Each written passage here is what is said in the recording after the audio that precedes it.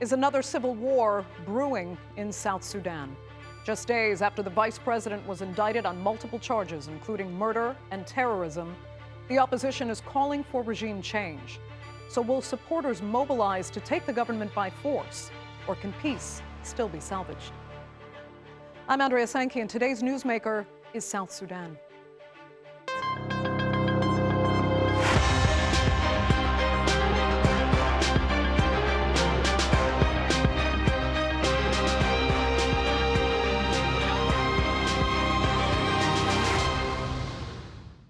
Born in 2011, it is the world's youngest nation.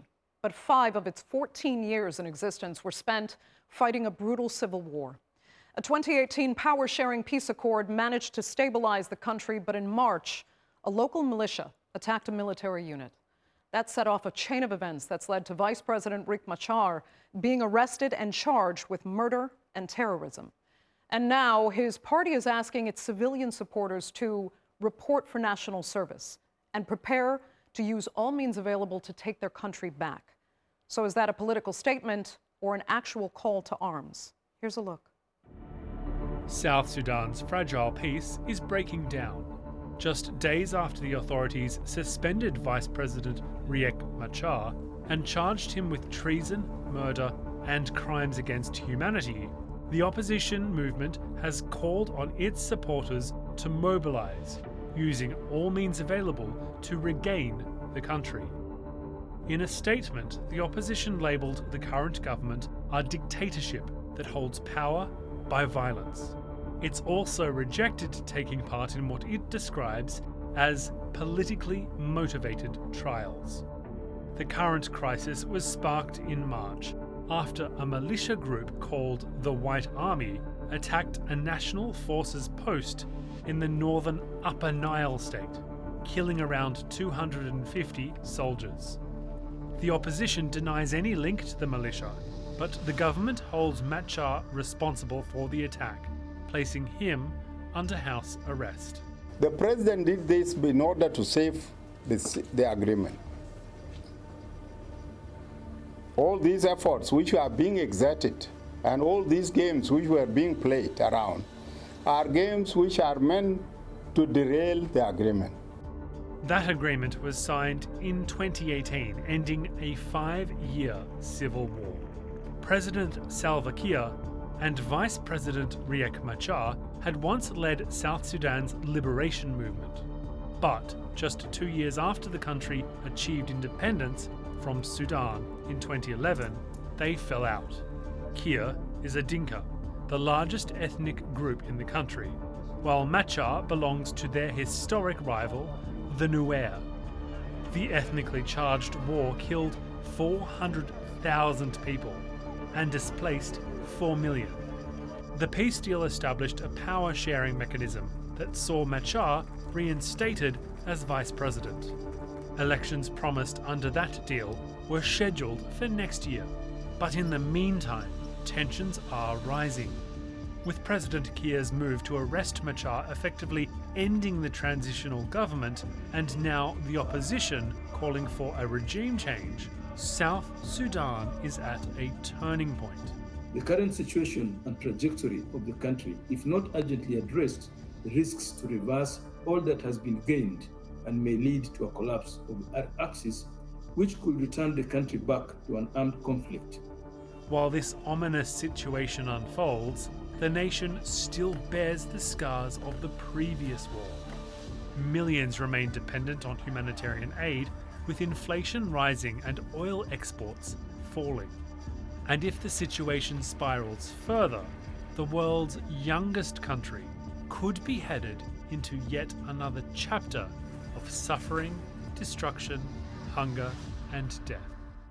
So is South Sudan on the brink of another brutal conflict, and can it be de-escalated? Joining me now to debate that and much more are from Sioux Falls, South Dakota, former government official and member of the peace delegation for the opposition in South Sudan, Goy Joyul Yol.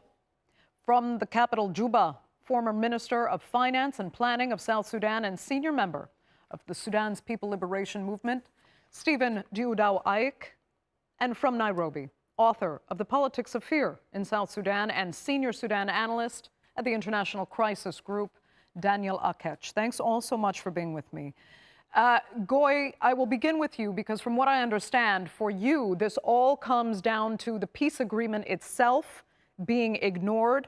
But is it that simple? Because the government is accusing the vice president of some very serious crimes that they say are not covered by any condition in the peace accord. Thank you very much, Andrea.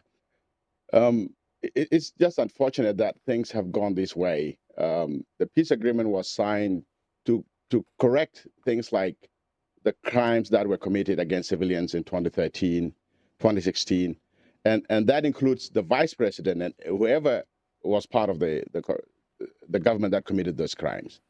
But it was unfortunate that the peace agreement that was supposed to address these issues, including reconciliation and justice and all this, were all thrown out. And then now people are taking a new route of political vengeance against their erstwhile enemies, political enemies. So is it right then for the opposition to be now asking its supporters to report for national service? Is that not a call to arms or a call to war?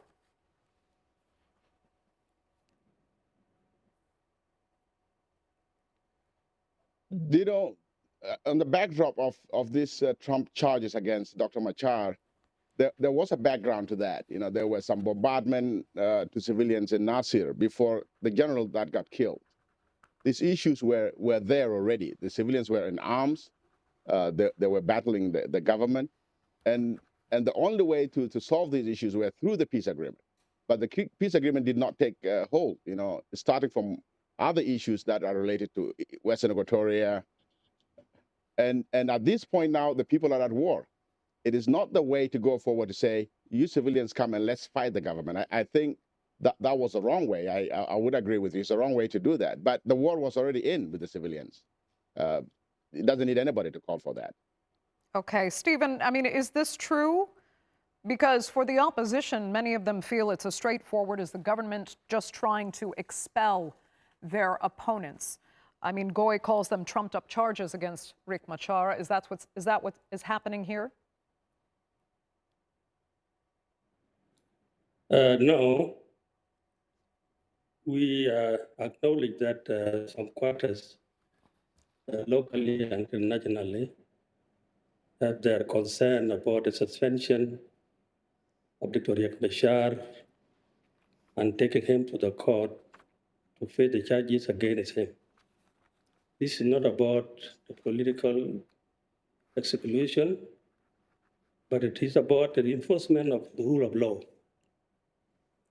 The incident of Nasir, it was brutal, and it happened at the watch international community where the militia allied to Dr. Riek Machar killed innocent people and even including the UN workers. The peace agreement is calling about accountability and the rule of law. And this is to confirm that nobody should be above the law. Peace without justice is a fragile peace. So the government has taken the decision to strengthen and to deliver the justice for the victims and for the people of South Sudan. For long, people were being killed, and the justice has been almost delayed in the name of political expediency. Okay, let me ask Daniel then, because both sides seem to feel there needs to be accountability, but for completely different reasons. So is accountability the key to upholding the peace agreement, or is it actually a political tool that's being used to derail that same agreement? Yeah, thanks, Andre, for having me. And I would like to thank the gentlemen for their positions. It's not really the question of accountability by itself, because it's the question should be rather what are the risks that we face now that we're going in these directions. prosecuting Machar, the government could have reasons for going in this direction, but it threatens to exacerbate ethnic divisions in the country. It also threatens to close the doors for dialogues, which is what is needed to de-escalate the political tension in the country. It also threatens to exacerbate what was already happening, the violence in a number of regions, especially in Machar's strongholds areas in Upper Nile region, which has 3 states, as well as in Equatoria. So if what is the interest of the people should be peace and stability, and this direction doesn't seem to cater for that. Daniel, I mean, do you still have hope then for dialogue here as far as getting back to the peace accord is really concerned? Can Salva Kiir and Riek Machar actually sit at the table together at this point, or do they need entirely new representation to actually engage in negotiations? Clearly, there is a need for a forum for not just the Machar and the president to sit down. It's the country is actually has been facing violence despite the peace agreements, and there's a need for ceasefire for that dialogue to happen.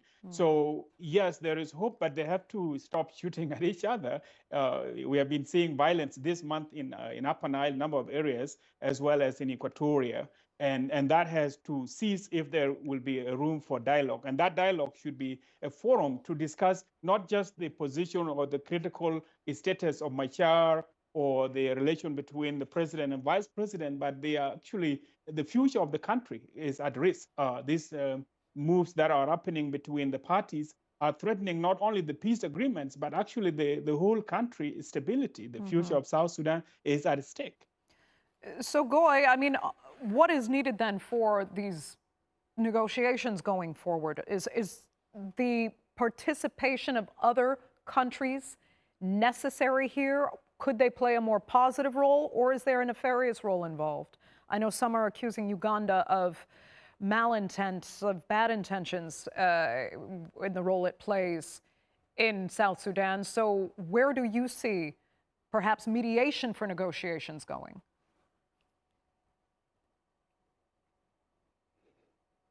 Andrea, I think South Sudan had a lot of chances with the international community. In 2015, a peace agreement was signed, and it was witnessed by IGAD and the region. That peace agreement did not take months, it faltered. And then there was another peace agreement in 2018. The region and the world is very interested in South Sudan having peace. But you cannot just do the same thing all over and all over again and don't get the results. A lot of people were still on the sidelines. There were still rebel groups outside South Sudan who were still fighting the government. And people were hoping that this agreement would go through and other people would join in. But if this agreement fails like what it is now, it's actually creating more problems of South Sudan. For the region to step in, the region has its own problems. You know, we have Ethiopia, Sudan. They have their own problems. And it seems like they are looking more inward to their own problems.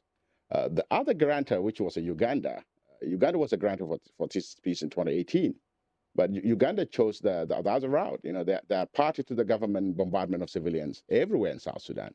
They have signed a military pact with the government of South Sudan. And instead of them coming as mediators, they are taking parts. And the fighting that happened in Upper Nile before the killing of the general, the pilots that bombed South Sudan, all the planes and all this came from Uganda. So let me ask Stephen if you agree there, if you can help us understand Uganda's role from your perspective, why it's involved and whom they are fighting for, because from the opposition's perspective, it feels that they are a one-sided party that's playing a destabilizing role in peace.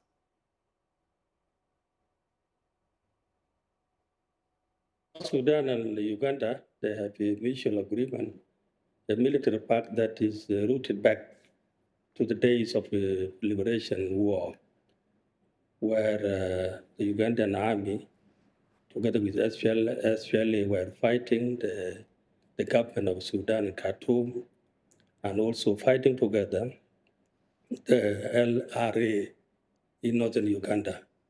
So that That military park has been in place. It is normal and it is legal and legitimate in any country when you have a friendly country that you cooperate. The prison of Uganda in South Sudan is not a major one. The war between the rebels, those who have rebelled against the government, they are fighting with the SSPDF of South Sudan Defense Forces. Which is sometimes surprised when we hear from the opposition when this militia killing the civilian, devastating the villages, they are to be praised that are doing good things. They are heroes. When they are confronted to stop these heinous actions, then they are now to be termed as a civilian. They are not a civilian. These are terrorists.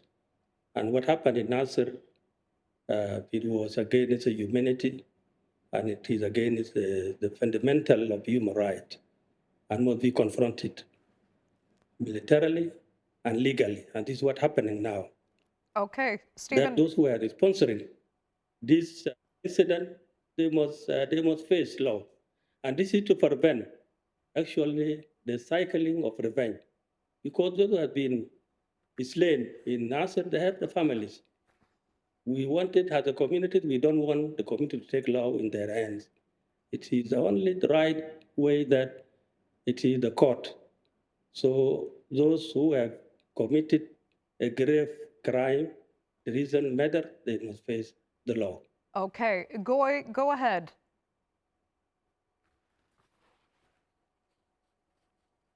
I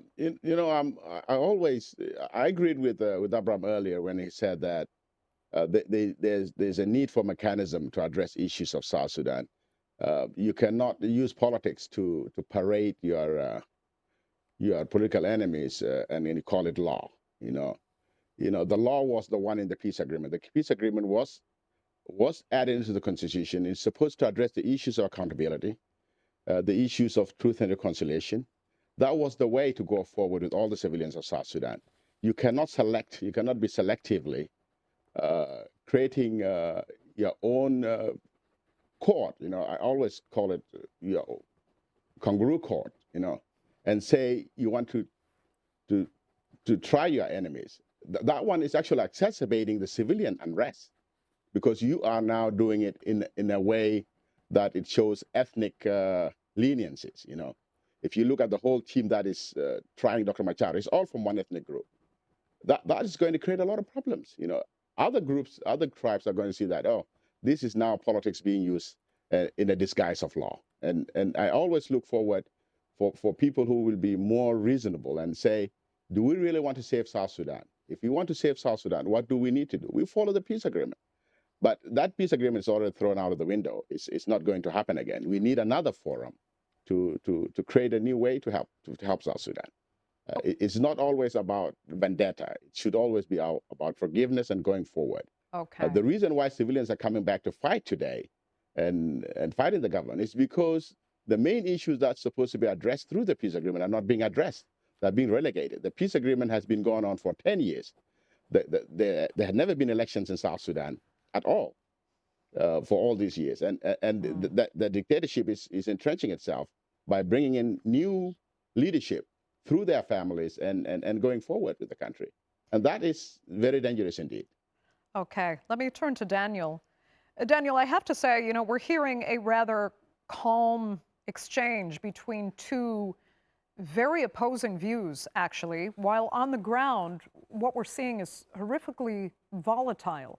So it really runs contrary to what we're hearing on this program, at least. But still, Goy is saying there's a need for an entirely new forum to help bring peace back. I mean, does that sound realistic at this point?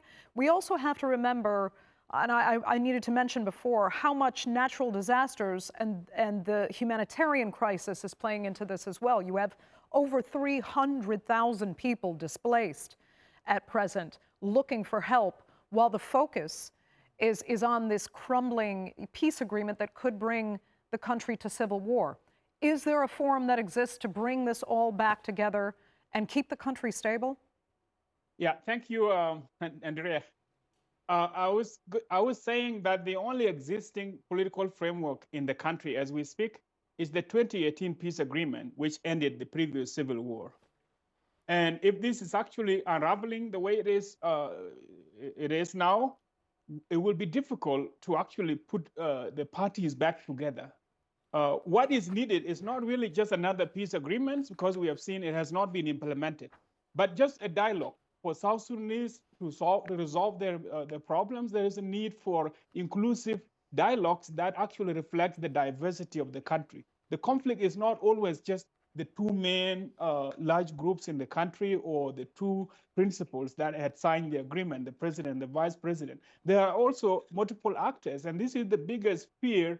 We don't know the nature of the next civil war, but it's more likely going to be very decentralized and very difficult to put back together the country. There is a potential for disintegrations if South Sudanese don't sit down and work on their problem. The whole region is actually facing lots of difficulties. So there is a need for South Sudanese to put the interests of their people first. And then this will actually be resolved through dialogue. And I agree that there's a need for that. Accountability is not a bad thing. It is not as if people are supporting impunity, but the risks are far greater. That there are people displaced by floodings in Upper Nile. Large number of people are affected by that. There is also regional instability, a spillover of war from Sudan into South Sudan. And then you have humanitarian emergencies that are massive. The government doesn't have capacity to address those. So the leaders on both sides should come together and put the interests of the grassroots, their people,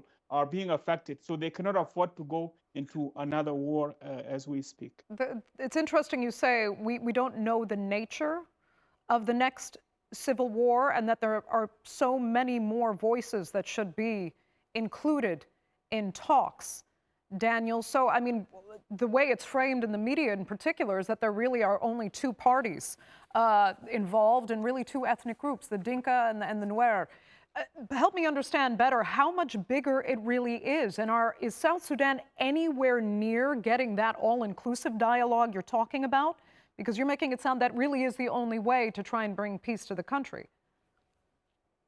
Yeah, it's even when the agreement was signed, there were many actors that were cut out, and this became like the holdout groups. They were fighting, for example, in Equatoria, where you have someone called Thomas Cirillo, who has been fighting more of to get more regional autonomy rather than seeing more power concentrated in Juba. And he's from Equatorial regions, not from Upper Niles.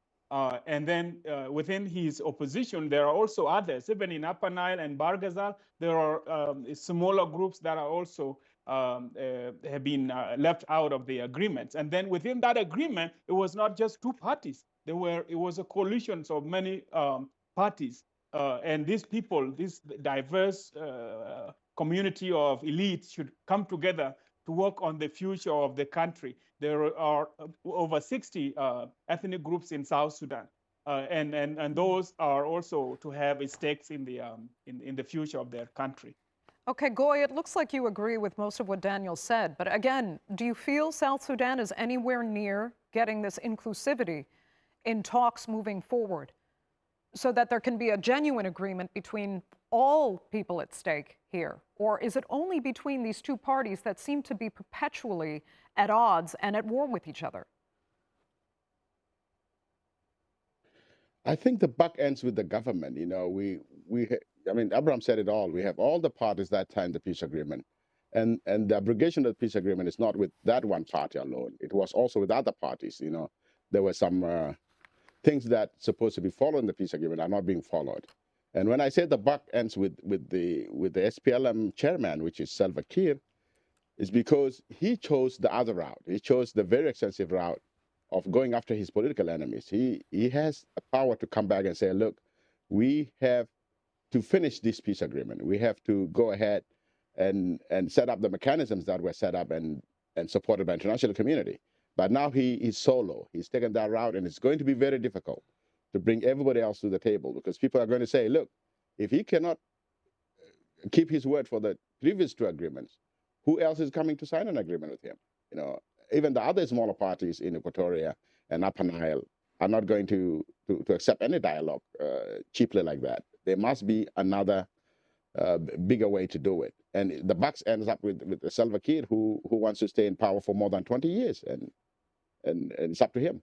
Okay, Goy, that will have to be the final word for this edition of the Newsmakers. I'd really like to thank all 3 of my panelists so much for being with me, and our viewers for joining us as well. Remember, you can follow us on social media, and do be sure to subscribe to our YouTube channel. I'm Andrea Sankey. We'll see you next time.